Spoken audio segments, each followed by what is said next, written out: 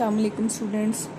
आज जो है मैं आप लोगों से एक्सरसाइज 1.2 के क्वेश्चन नंबर 2 का लास्ट पार्ट जो है वो डिस्कस कर रही हूँ, जिसमें आपको पता है कि हम पावर्स की मदद से क्वेश्चन को जो है वो सिंप्लीफाई कर रहे हैं।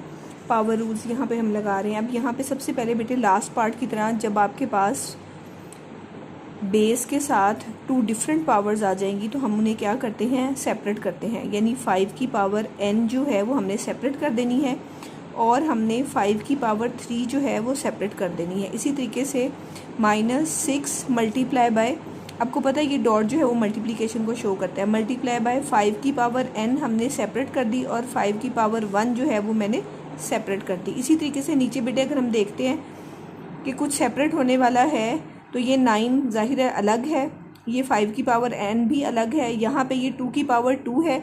हमारी जो न्यू 9th की बुक आई है यहाँ पे जो है वो 2 की पावर n लिखा हुआ है, जो कि कुछ बुक्स में बाय मिस्टेक लिखा हुआ है। तो यहाँ पे असल में 2 की पावर जो है वो 2 है, मल्टीप्लाई बाय 5 की पावर n।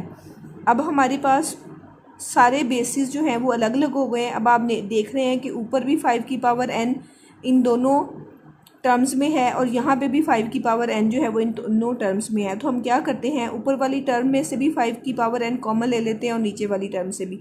अगर ऊपर वाली टर्म से मैं कॉमन लेती हूँ तो यहाँ पे मेरे पास रह गया 5 की पावर 3 रह गया -6 मल्टीप्लाई बाय 5 की पावर 1 क्या होता है, 5 ही होता है बेटे, ओवर नीचे से अगर मैं 5 की पावर n कॉमन ले लेती हूँ तो यहाँ पे मेरे पास क्या रह गया 9 माइनस यहाँ से 5 की पावर n जो है वो बाहर आ गया तो पीछे क्या रह गया 2 की पावर 2 रह गया आपके पास। अब हम ये 5 की पावर n जो है वो 5 की पावर n से क्या हो जाएगी बेटे, कैंसिल हो गई। तो यहाँ पे आपके पास क्या रह गया 5 की पावर 3 रह गया, -6 को 5 के साथ मल्टीप्लाई कर देंगे तो क्या आ जाएगा 5 6 are 30 over 9 as it is आ गया। और 2 की पावर 2 का मतलब क्या होता है 2 मल्टीप्लाई बाय 2 और वो क्या हो गया 4।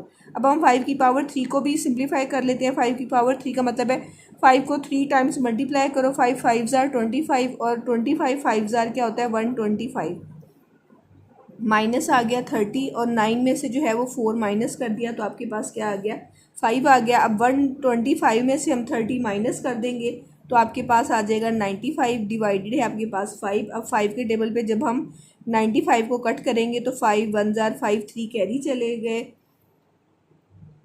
4 कैरी चले गए और आपके पास 5 9 जार क्या आ गया 45 और 19 जो है वो आपका क्या हो गया आंसर हो गया। तो आपने क्या किया, इस सारी टर्म को सिंप्लीफाई किया तो 19 जो है वो आपका आंसर है। ओके बेटे, अल्लाह हाफिज़।